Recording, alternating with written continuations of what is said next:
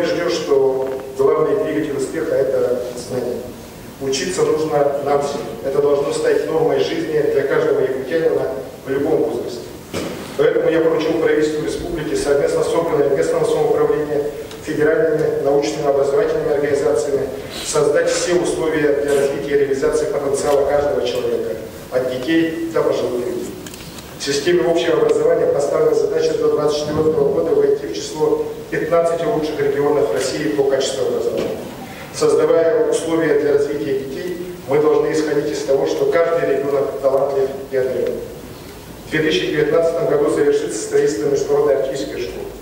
На базе Малой академии наук в Актенцах строится и будет создан Центр поддержки способностей и талантов детей.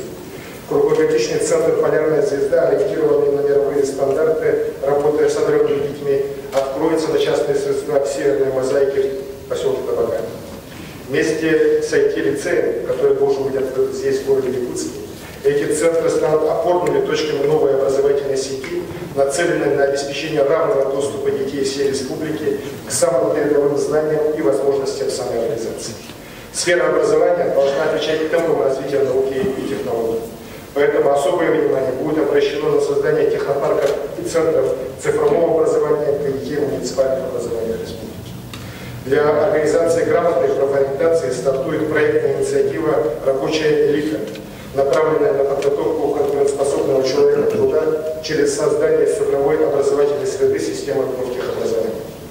Высшие учебные заведения республики должны усилить сотрудничество с мировыми научно-образовательными центрами.